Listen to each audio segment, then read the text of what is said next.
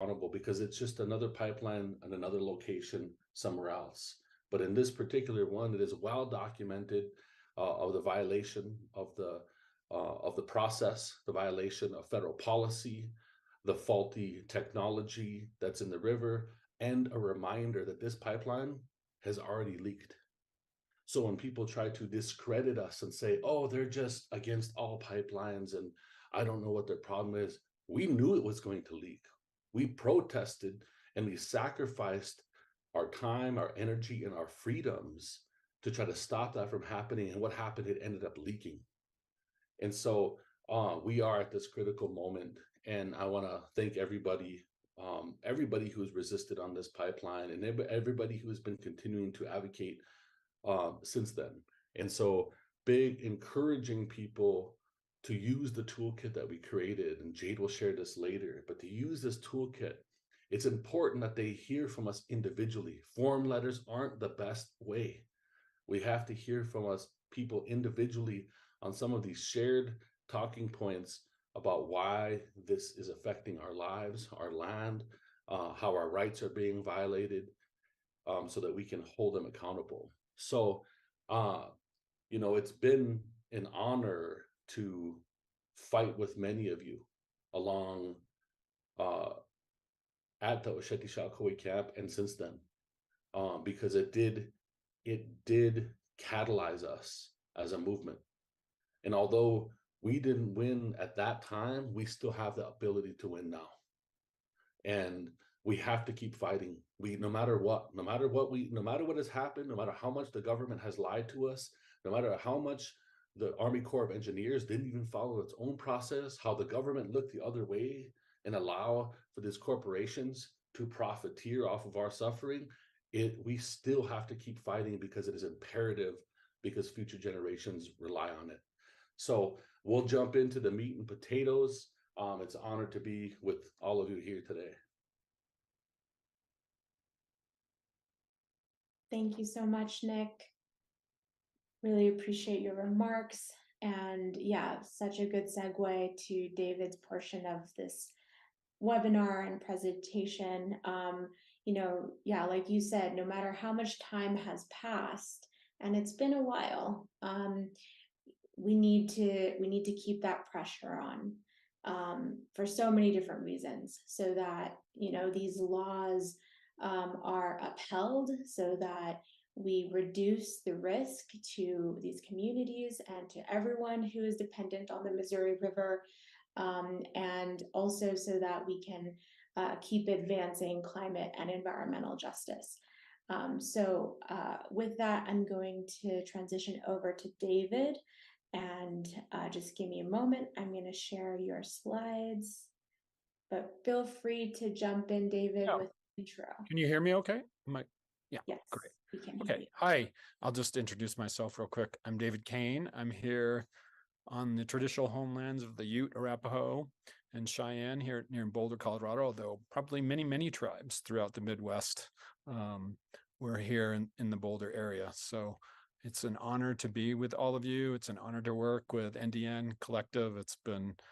We've been through a lot trying to put these reports together, and this NDN report is unlike any other report that has been put together through some of the different information that's been available. And for me personally, I was involved as part of the technical team that originally worked with Standing Rock and Cheyenne and the Cheyenne River tribes, going back to 2016, before the EA came out, before the environmental assessment and the lawsuits happened. I was involved in reviewing the NEPA documents for that. And then, of course, the EA came out, and then soon thereafter, the tribes filed suit. And here we are today. Even though the lawsuit is closed, the upshot of that is that there is this EIS, and I'll go through some of the particulars and things that I'd like for people to keep in mind. That's important as you participate in this process. So it's really, I'm going to try to hit most of the high points. It's a very deep document, over 1,500 pages. So it's about 400 pages longer than the EA itself, which the EA was extremely long for in an environmental assessment, but the environmental impacts statement is fairly significant. The Army Corps, just to give you a little background, the Army Corps contends that they rewrote and gave this a fresh start. And so far, and having been through the document, I would say they repeated many, many, many things that were in the EA. They did add some things, and the draft EIS, and I'll provide some links for people and where you can go if you haven't found out where the document is or where these particular things. And what I'll also do today is kind of point, and I'll give you a little overview. So, so without any further ado, I don't see Jade where it's letting me. Oh, there we go. So let me give you a little overview here about what I'm going to try and cover. Hopefully this will work. All right. So I want to really go over what's the principal question that's being asked in the EIS, and I'll cover that real briefly. We'll go over a little bit of what the project area is and the technology that's being used, about in this EIS, what's being discussed in the EIS, the principal issues that are of focus in the EIS. Let's see if we can. These are the alternatives, and that includes the no action alternative, and I'll explain a little bit about what that is, and the other alternatives that the Army Corps is analyzing in this document. The specific issues where your comments are going to be critical, and we'll go over a brief, really what both Nick and Jade were referring to is a little anatomy of what a good comment is, and just to kind of follow on what Nick said about these canned comments that get submitted. There were 47,000 comments. I think it's 47 or 44,000. I can't remember the exact number now. Comments that were submitted during the public comment period for the EIS. And of those, the Army Corps boiled those down to about 2,400 questions that they considered unique. So that gives you an idea of how important it is that your comment is unique, because it forces the Army Corps to answer your questions and to address some of these things. So we'll talk about that a little bit. Let's see here. So we'll go a little bit over about if you're not, like I said, if you're not familiar with where the EIS is, and we can put this, I can put it in the chat, the link. This is the EPA's website. This is where the EIS is housed, basically, and there is a link for it. You can go directly to it if you're not familiar. See if we can get there. I can grab the link, David. Okay. If you can just put it in the chat, and this, sorry, seems to be, there we go. So there's the link. If you can put it in the chat, Jade, that would be really helpful. Oops, looks like we skipped over. Let's go back. Yeah, so this is where the EIS is, and do we need to go back? Sorry, I'm just trying to get the... Yeah, I have it. I can. Okay, yeah. I can real quick and get back to where we were. Yeah, I'm trying to get out of the full screen, and that was giving me an issue. But yeah, we'll drop it in there at some point. Yeah, I might be able to, but yeah, we can, that's where you can go and go to the next slide here. And I'll just when you go to this page, you'll see further down on that page that I showed you previously, this is where all the different sections are. You can click the link to each one of these sections. Currently, it loads pretty quickly, just so you know, but during particular times of the day, if you are downloading the sections individually, it could take some time depending on how much traffic is on their website.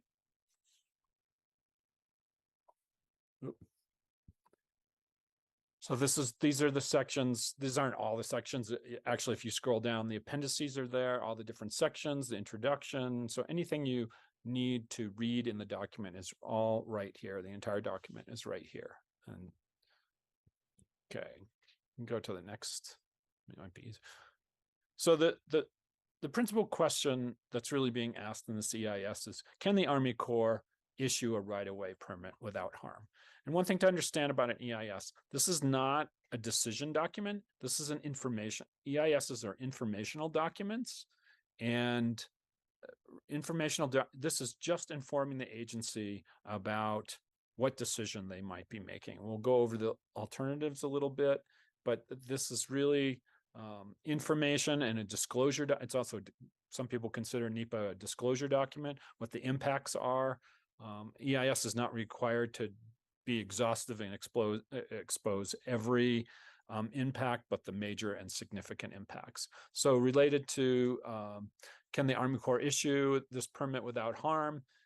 It's related to the Section 14 of the Rivers and Harbor Act, which is contained within Section 108. It's not important, I don't think, for anybody to really understand, other than these are the permits that that the Army Corps has to issue in order for the pipeline to be built. Now, going back in history a little bit, the DC District Court, during the lawsuit that the tribes had against the Army Corps, going back a little bit, part of what the lawsuit was to prevent the Corps from issuing the easements that would be required to build the pipeline underneath the Missouri River. At one time, the Corps issued them, the construction happened, and then the lawsuit came. The pipeline was already constructed. Just so you know, nothing like this has ever happened before, ever, where the pipeline's been constructed and then the courts have stopped the pipeline. But the pipeline is flowing oil currently, so it's constructed. So it's a little odd in terms of an EIS. I think we just click to the next thing, Jade. It might be easier for you to. And then go to the next thing also. So the other, let's go back. There we go. Go back one more. Sorry. Okay, so and also the Mineral Leasing Act is also involved, and this is where the permit is also being issued for. Just in terms of understanding what this EIS about, it only pertains to the crossing at Lake Oahe, not the entire pipeline. The court has said that this EIS is not about the entire pipeline. I know that doesn't make sense. Part of the reason is, and I can reference this, and if you're interested in the details of the case, it is outlined in the introduction, Section 1 of the EIS, and it has a little bit of the history and the court's history around why they're only focusing on the Lake Oahe crossing. Basically, 97% of the pipeline was constructed on private and state lands, which the federal government has no control over when it comes to petroleum pipelines. If it was a gas line, it would be different, but because petroleum is a little bit in a little different category all itself, this is why the EIS only focuses on the Lake Oahe crossing. Okay, next one. So again, the EIS is, as I said, it's, and we can click to the next. So this is where the court decision came from about the EIS. It was decided on, Judge Boasberg decided on the 25th of March. He ruled on the 25th of March that the Army Corps had to complete an EIS, and this is where we are today. And this process has been ongoing since 2020. So we're looking at over 3 years since the judge ruled that an EIS needed to be developed. Click to the next thing.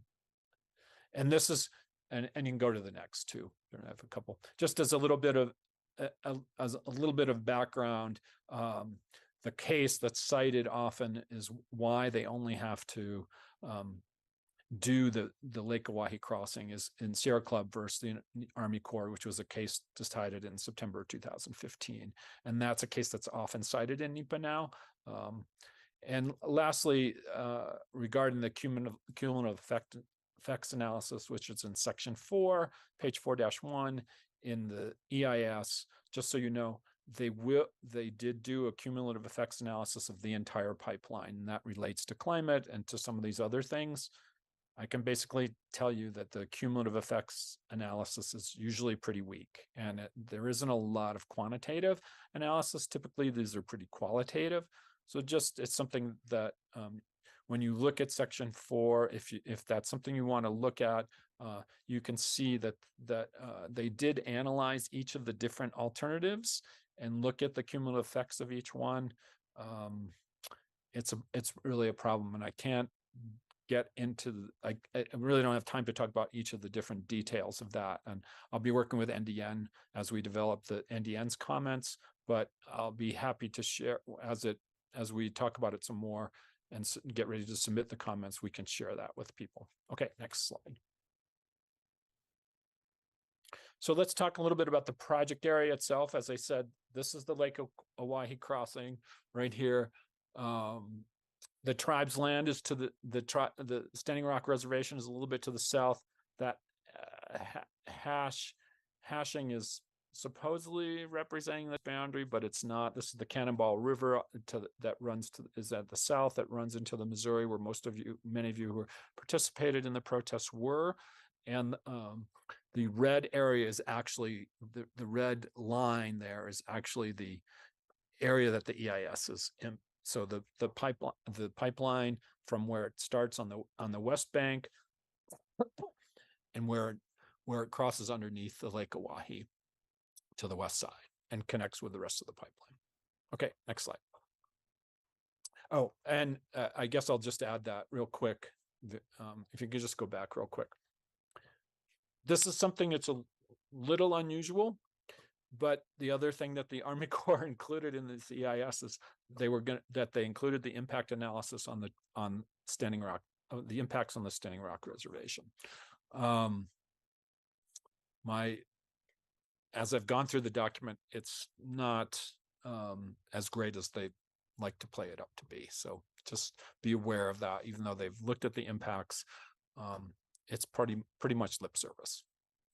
Okay, next slide. So this is the construction technology. This is the diagram that's typically used in the EIS to represent how they constructed the pipeline underneath. Basically, the pipeline is 92 feet. It says 95 to 126. There's a lot of numbers, different numbers. Another diagram says 92 feet. Another one says 94. This sort of poor document management, and somebody didn't do a good enough job, and that's something I'll be commenting on. There's some sloppy work done in the EIS. So this is just basically what it looks like. On the west side here, to the left, they say basically horizontal directional drilling is a process that's used. It's been used for 50 years. They use these special equipment, and they basically drill underneath. And this is what the diagram looks like. The other thing that I'll just point out here is the existing power lines. Those run to the north. Many of you who are out there probably saw the towers out there. And this is sort of one of the reasons why the Army Corps and Energy Transfer has said that they put the pipeline in this place because it was close to an existing corridor. The industry likes to do that. So does the Army Corps in many cases, or many agencies like to do it that way to keep the number of right-of-ways down. In this case, it's not particularly relevant, but this is what they've used as justification. Okay, next. So again, to go back, we'll talk about the principal issues that are really analyzed in the EIS and what the focus is. So we'll just go to next, probably 2 or 3 clicks here. And the next one, and one more.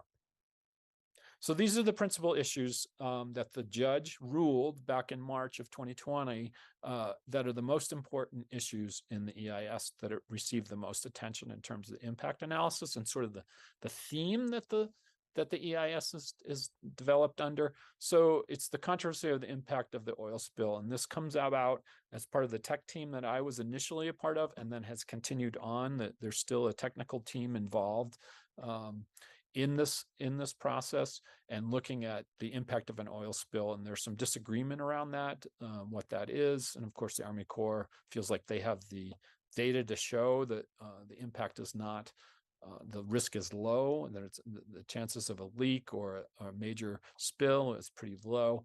And that's one of the issues, of course, that we'll be covering in the comments, and I hope other people may address and mention in the comments. The other issues that is the impact on treaty hunting and fishing rights, not only the pipeline, but what the spill might be. And then, of course, environmental justice is the other big issue, as Nick mentioned. That's one of the biggest issues in terms of, treaty violations. There's some disagreement over whether there's treaty violations or not, and the impact over and whether sufficient consultation was done. And so these are all issues, and there are a myriad of issues. There's many issues, and some of these are addressed in the EIS as they've rewritten the document, but still sort of lacking in a lot of areas. Okay.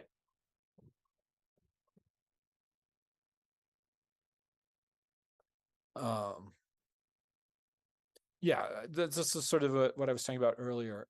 Just go to the next click there. Not sure why this, but anyways, this is the entire. Did you go backwards, Jade? I don't know. Where do we get that slide? You can just go forward. I apologize. I might have slipped that slide in there again. Oh, okay. So related to the EIS, this is figure 4.1. Figure 1.6-1 on page in the introduction of the document. This is where the Army Corps is and their consultant ERM justified how government to government consultation occurred with 27 different tribes. I encourage you to just go to the next click. I think I talk about this. There's in the same. This whole entire section 1.61 talks about how they went about the government to government consultation. It's really not changed greatly from the EA that was completed in 2016. And then just go to the next thing, Jade. Yeah, and then maybe no, there we go.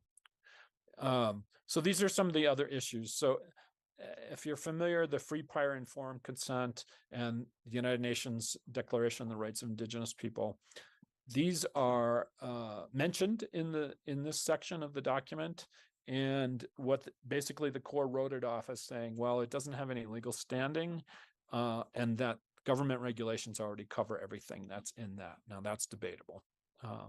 It's not, obviously it's not codified in law in the United States. President Obama acknowledged this and this in UNDRIP, but the U.S. Congress has never formally ratified acceptance of the United Nations of UNDRIP. So what to say about that? It's basically they're saying that they're following this both FPIC and UNDRIP as guidance, but they're not specifically addressed. And then if you are interested in seeing what exactly they did, they summarized. It's probably, I don't know, 5 or 6 pages long, the table. I'm not sure, maybe 4. I can't remember.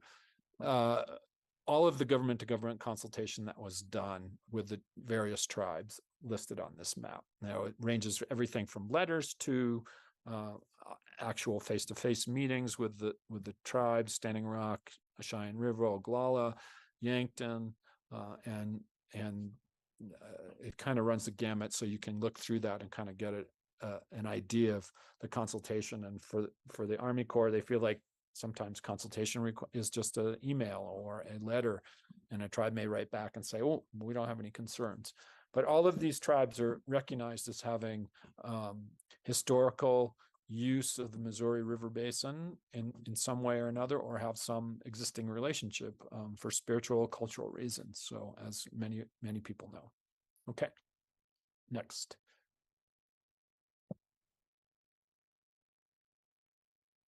Okay, this is let's go next thing. So these are the alternatives, and why don't we just click through the next 3 or 4 here and just go through? Yeah, one more. There's one more, I think. Okay, great. So these are the different alternatives that the Army Corps has decided that that are looked at in the EIS, that are analyzed in the EIS. And I can just run through these real briefly. So the first one, this is considered the no action alternative. And in terms of NEPA, this is a little odd a way this is the no action alternative. But anyway, they would deny the easement here and remove the pipeline, essentially. That's their, and the interesting thing about this analysis that they did in the EIS, which I've never seen done before, is they implemented that they analyzed this first alternative with this last one, 5, which was deny the easement. So in other words, the Army Corps is under the impression, at least, and they may have been told this by Energy Transfer, if for some reason they deny and require Energy Transfer to remove the pipeline, that they would probably reroute the pipeline through north of Bismarck, which was one of the original alternatives in the EA, that the Army Corps rejected as not viable because A, it was too expensive, and 2, it crossed certain sensitive areas, high consequence areas, which is a term used by federal agencies in terms of areas that have various important drinking water, important habitats, sensitive habitats, wetlands. These all come together in what's considered an HCA, or high consequence area. So the other alternative is that they would deny the easement and just leave the pipeline in place. They would grant an easement, and this is the existing condition. They would grant the easements and let DAPL flow as is. The other alternative that they analyze is grant the easement with additional conditions. And I highlighted that and bolded that for the reason is, what's odd about this EIS is they did not choose a preferred. They did not. Typically, the agency will say what their preferred alternative is up front, and the Corps sort of kicked that down the road. They kicked that can down the road a little bit. But this is all. I can be almost certain that this is what the Corps' preferred alternative will be: is to grant the easement and provide additional protection measures. So just be aware of that's one of the alternatives, and probably the most prominent alternative. And lastly is to deny the easement and of course reroute north of Bismarck, and they would remove DAPL from the existing, basically from Bismarck to all the way across Lake Oahe, and then reroute it north and east of the Missouri River, which is a viable route. And I'm not really sure. As you can see, this map that I have here is in red. You can see the red pipeline is the northern route that DAPL could have gone. That route have gone, and probably nobody would have been out there during a protest if they decided to go that route. At least not standing at Standing Rock. There may have been other reasons to deny this pipeline, but if they had gone through north, they might have not met so much resistance the way that they did, but they took the hard route. Okay, next. Try to get through this as quickly as possible so we can get. So these are the specific issues, and I tried to capture each one of these from the table of contents so you're aware of this. And these are the issues that I feel are most relevant when you're considering impacts. Writing your comments, you can, if you want to read each one of these sections, it's great. If you have the ability to do that and read that, this is probably the most technical section of all, because it has to do with the pipeline technology and why they're justifying that the pipeline is safe. And there's a lot of different reasons. They're using new valves. They're using what's called the SCADA system, which is monitored remotely from Houston by someone in an office in Houston. These have failed, as the San Bruno pipeline off the coast of California that leaked several years ago was dragged by a ship. The SCADA system failed, and so these are the kinds of technology that they're relying on. One of the other things in reading these sections that I noticed is the Army Corps was, well, the EIS is very heavily weighted to obviously saying that the pipeline is otherwise safe. Next slide. Water resources is another important section that you might want to look at. If you have particular comments, they talk about the surface waters and the wetlands. There are not a lot of wetlands in this area, but these are the different areas that they looked at for impact in terms of the surface water and groundwater. And the surface water also relates to the water intake for the tribes, both Standing Rock and Cheyenne River, and how important those are. If those are impacted, of course, the Army Corps contends that those impacts, if alternative 3 was selected, or 4, that the protection measures, the safety and reliability impact analysis would justify probably no impacts related to surface waters. That's questionable. Okay, next. This is probably, for most people, I would say, is the most important section. This relates to pretty much a lot of what the court's decision was in March of 2020, is these sections on cultural resources and the socioeconomics, environmental justice, and health. They've used some new analysis from their most recent census to justify the pipeline being where it is, because no surprise, the original environmental justice assessment looked at stated that there was really the impact on tribes would be very limited, and would be much higher in north of Bismarck, and that remains to be that's questionable. So this is a pretty critical section I think for most people, and probably a good section if you're going to comment on any section of the document, or depending on your time and your expertise, and you might want to focus on this particular section. Okay, next. And lastly is the cumulative impact section, and I apologize for this when I took the screenshot, it got all wonky here, but this cumulative impact section looks at each one of the different alternatives and the cumulative impacts from each of the different alternatives. It really, in terms of climate change, typical of an EIS, they don't typically pay anything but lip service to climate change, and they don't.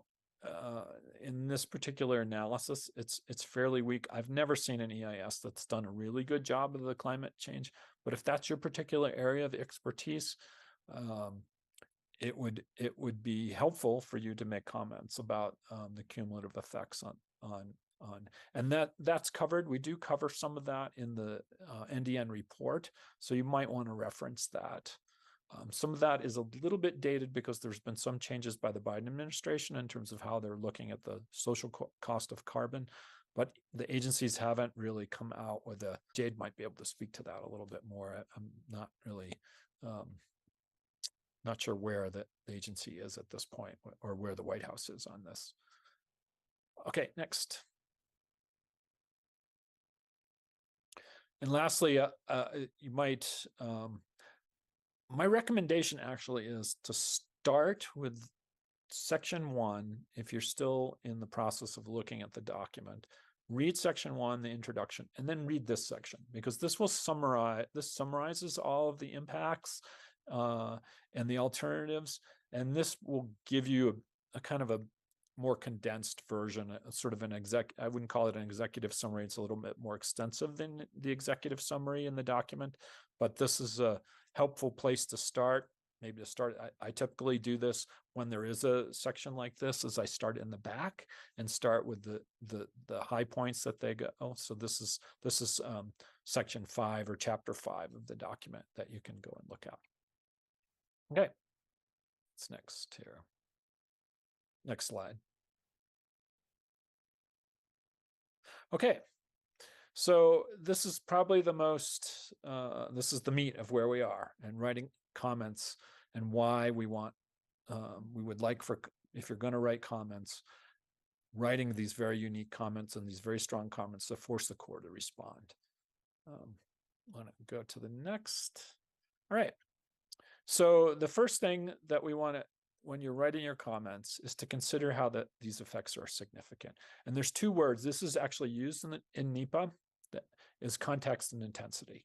So the context, when you're writing your document, it's very, or your comment, it's very important to provide some context of your comment.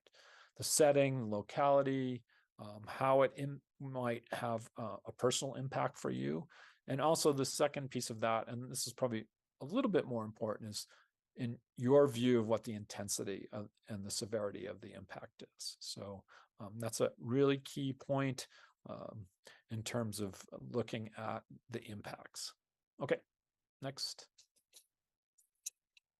So this is also, and again, these are the most important points that I have taught people about writing in terms of writing context, so that your comment needs to be substantive and specific. More detail requires the core to respond to you and make a detailed response. And if you are interested, I believe it's appendix, I can't remember now, appendix B has the scoping comments. I can't remember, one of the appendices has all the scoping comments, and you can kind of get an idea of how the core responds to comments. Often the core doesn't write the comments. I will say this, their consultants often will take the first crack at writing the response to comments. So you have a consultant who will read it, and then they'll pass it off to the agency, and then the agent resource person who's ever in charge will look at that and agree or disagree or make edits or whatever. So it's important that your comments really, as best of your ability, be as specific as possible. And okay, next. Related to that is specific sections when you're writing your comment, and this will carry way more weight when you are really identify specific sections, pages, and topics that you're referencing in your comment. I can't emphasize that enough. Having been on the consulting side, I've been one of those people who are on the ERM side. Way back early in my career when I first started writing NEPA documents and preparing NEPA documents in the oil and gas industry. Lots of times people will submit comments and they're very broad, but they never reference anything in the document. And the agency is put in a position to really say, thank you for your comment. Literally, that's what you will see in a comment. So your comment is sort of just kind of brushed off as not being substantive. So again, related to the specificity is to really point to the specific sections, pages, and topics that you're referencing. Okay, next. Oh, yeah, this is really a key. This is really a key, and I want to say this. Making this personal is really important. I think for many of you who may have been out during the protest at Standing Rock, or you may be a member of a tribe, it would be very important to start your letter, your comment letter, with identifying who you are and why it's important, why this is an important issue for you. So if you're a member of a tribe, for example, state that and your relationship to this project and why it's important to you. I can't emphasize it enough. That does a couple things, actually. Down the road, if there's litigation and people are asked to come before or provide comments for litigation, or possibly as a witness, I don't know who. I don't know all who's out there, but if you have played an important role, you could be important in the litigation, and at some point, this is very, very important to identify who you are and these people, and you will be identified. You want one of the things I will say is when you are submitting comments on the EIS, you're essentially agreeing to have your name in the document unless you request it not to be identified. The court, and if you request not to be identified, the court can actually they may or may not do this, but they may not include your comment. So it's important to identify yourself. You don't have to get your name in it. You don't have to give your address, but it's important. Your name is probably going to be in the document if you submit a comment, because it's a public document. Okay. Next. Okay, keep going. So these are just the important things to remember. Keep going, Jade. There are a couple more clicks here. One more after that. There we go. So this is some important things to keep in memory. So you must submit your comments by Monday, the 13th of November. It's coming up pretty quick. I know for a lot of people, it's not far off. I'm rushing to get some comments done for NDN. Obviously, we have a load of comments to get together and review, and then this will be submitted. The best way to do this, if you have an extensive amount of comments to make, is to submit it by FedEx. I would recommend that you put the colonel's name on. This is the colonel who's in charge, who's the supervisor of the Omaha district, and I would recommend putting his name on it. But Brent Cosette is the person who's in charge of the EIS and taking in all these comments. But make sure you get his name in there. But recognizing, and then I would say also when you address your letter to the Corps, is to address it to the colonel and to Mr. Cosette. So that it's just a formality in many ways, but I think it's really important for many, many reasons. If you are not mailing your comments, or you can submit them by email at this address, and maybe Jade, you could put that in the comments to email. I don't know if there's a limit. If the emails, in the past, I have seen where comments are limited by email, just in terms of like maybe 2 megabytes. I'm not really sure. It just depends. So to be safe, I would say mail your comments in if you can. And lastly, for those of you who are in Bismarck or have access, there are 2 public comment meetings coming up on Wednesday and Thursday this week. So just be aware of that. If you're in the area and you want to make a public comment, you'll have 3 minutes to make a statement at the public meeting that the Army Corps is holding. Okay, next. I just want to get to some questions. So click the next. Let's see how we. Oh, okay. So, and one thing I'll offer here too is, if you, after this webinar, you have some questions, feel free to email me. I can guarantee I will respond to you. At least give me 24 hours to respond, because I get a lot of emails. And of course, my priority right now is to help NDN get these comments together. So, but if you have a burning question, I don't particularly have time to review your comment, but if you have a particular question about whether you're on the right track or something like that, I certainly can offer you some insight there. So I'll just put that out there for people, and I'll do my best to answer everyone's email. Just I get a lot of emails every day, so I just want to let people know that. So the last, I guess we can just open it up to questions, Jade, and if people can try and answer some of these, and I guess I could look in the Q&A box here. Yeah. Oh yeah, I can help facilitate that. One thing I want to share, and let me just pull up the link for you all.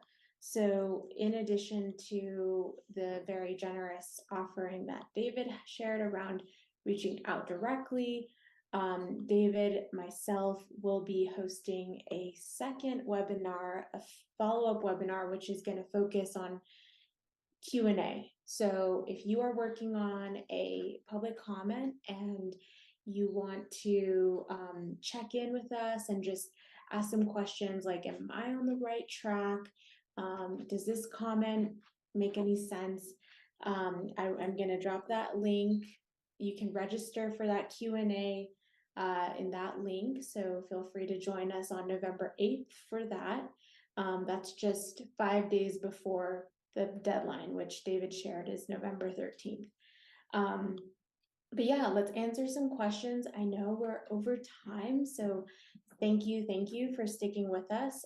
We'll answer a few, and then we are sending out a like a follow-up email after the webinar, and we'll be sure to, I've been copying and pasting these questions, and so we'll get them all in that follow-up email. So if you if you asked a question and it doesn't get answered now, we'll make sure to answer it in that follow-up email.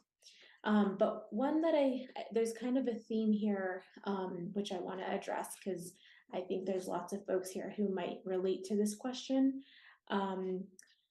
So the question is, if you don't have a direct personal relationship to this issue, or for example, if you are not living or from the Missouri Basin, does it still matter to give comment? Is it still helpful to give comment?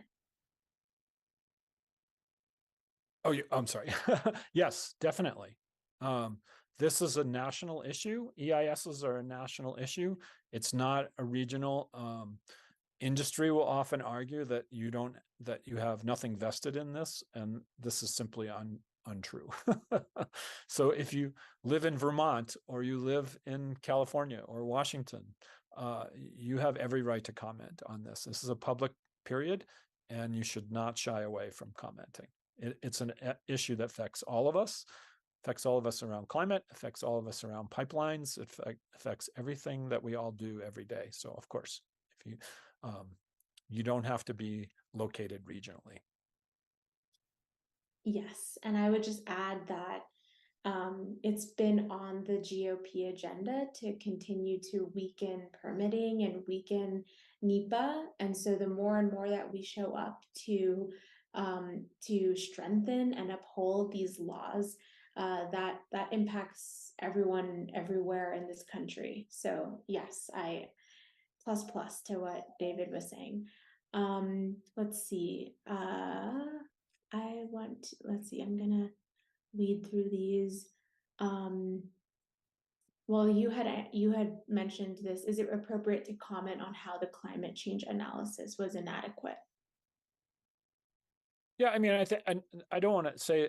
I guess I don't want to downplay that it's not important. It is important, especially around the cumulative effects analysis. I would say that as with most NEPA documents, it doesn't do an adequate job, mostly because there's not really a lot of guidelines around. This is part of the problem, is no projects really have ever done a really good job of looking at cumulative effects on climate. Now, having said that, that doesn't mean you shouldn't answer. You should definitely make your comments around climate, because as long as this continues to get exposure, you're forcing politicians and other people to address this, agencies to address this. And I will say the Biden administration is attempting to do this, but as typical with oil and gas, because of the strategic nature of it, they pay a lot of lip service to it. So, but don't let that dissuade you. Let me just say that. Thanks, David. One here, which I feel might be helpful for folks, especially if, I think we all can relate to this question because we all have different emails we use. This question is, how important is it to use full legal name and address on comments? This person uses, kind of like an anonymous email, but does that result in the comment being thrown out? Anonymous email? No, it shouldn't. I don't. Or an email address that doesn't have their name. Right. No, that won't make any difference. No, absolutely not. There is, some, like I said, you can request privacy for obvious reasons, but it will, it's risky whether or not the Corps will allow that comment or not, but they do state that you need to at least state your name. So I don't think it will get thrown out. I think it will definitely be addressed in some way. So I can't say exactly how. So Great. And then for personal comments, do you think it's positive or negative to mention that this is the person asking, that I was among those risking arrest by being on the bridge? And I think maybe this could be also relatable, because I'm sure lots of you here were at the camps and protesting in your own way. So should I repeat it? Yeah. Well, let me just say this, I wouldn't put yourself in legal jeopardy. But I would certainly make note that you were there, protesting, and the reasons why you were there. And that is what I said, make it personal. You were there for a personal reason. That's valid. We live in a democratic society where people's First Amendment rights are supposedly observed, and you are exercising your First Amendment rights. So I think that is perfectly valid to say that you were there during the protests. Yeah. Great. And then I'm gonna wrap up questions by answering one myself. Someone had asked, do you have the link to the NDN collective report, DAPL report summary? So here I'm dropping in the link right now. Sorry, the link in the chat, the link to the DAPL report that we published a couple years now. Faulty infrastructure and the impacts of the Dakota Access Pipeline. So on that page, you'll see the summary for policymakers. You'll see and then another more general summary for tribal leaders or community members or the public. Feel free to use any of those to inform your public comments. And like I said, we're gonna, actually there is one question I want to address, just because I think it is important. David, in your opinion, is it preferred that the comment is written or emailed? Does one have greater weight than another? No, there's no difference in terms of weight, for sure. It just written, mailed comments. Again, let me just say this thing about mail comments. Nobody can rely on the mail service. So, that it may be, if you're concerned about, your comment being delivered on time, I would email them. That would be the only thing. It won't get, I don't believe it get lost the way the agencies collect emails now. They won't deliberately lose emails or anything. But as an insurance, sometimes I've sent in both email and mailed them in, physically mailed them in. So it's really kind of what your comfort level is.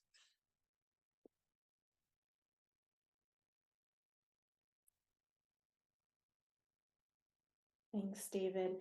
Okay, so we're gonna wrap up. Like I said, we're gonna, there are a couple questions that I wasn't able to get to. I want to be mindful of everyone's time this evening and respect that you all have lives and need to go eat dinner or, attend another webinar. That's what I'm gonna do. Anyways, we'll send answers to the remaining questions in the follow-up email to this webinar. Like I said, if you're interested in checking in with us in a couple weeks and want to make sure that your comment or letter is on the right track, we are hosting a follow-up webinar on November 8th. So use that link that I just dropped in the chat to register for that. Also, if you have not already, I just want to prompt you all to open it like right now, right? This is the accountability moment. right now, open a Google Doc or open your Microsoft Word, or if you are like a notes person with your phone, open the Note app and copy and paste some of the links that are dropped into the chat. You know, primarily save that person that email address on where to submit your comment. I'm going to drop it in the chat one more time. Save that email address. And just so that's, you know, that's something that's pulled up on your desktop or your phone or whatever, so that there's that, again, that little reminder and piece of accountability to follow up on your comment. It really is about numbers. We need to get in as many comments as possible, and they do need to be, like we've been mentioning throughout the webinar, they, you know, as personal as they can be, that's great, and as much as they can include some of the specific content that we shared this evening, that is even better. So do that one action right now, and then also copy and paste this toolkit. I've gotten lots of great questions about the toolkit in the Q&A box. Yeah, use this as much as you need to. Share it with your communities, share it with your networks, your friends, your family. Just amplify that toolkit as much as possible and post. Let other people know what's happening.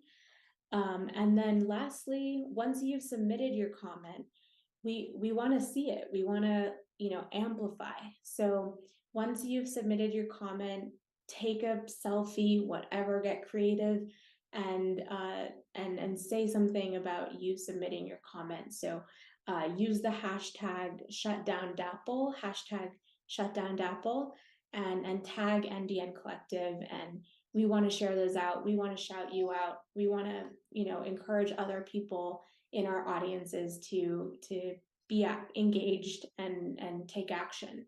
So those are the few action items I have for all of you.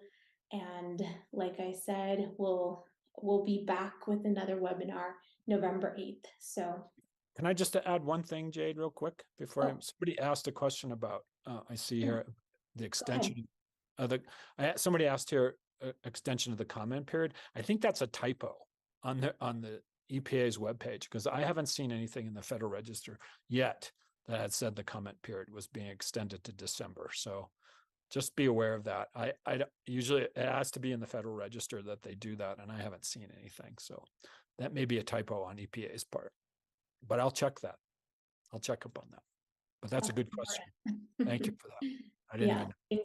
Thanks for right now. The deadline is November 13th.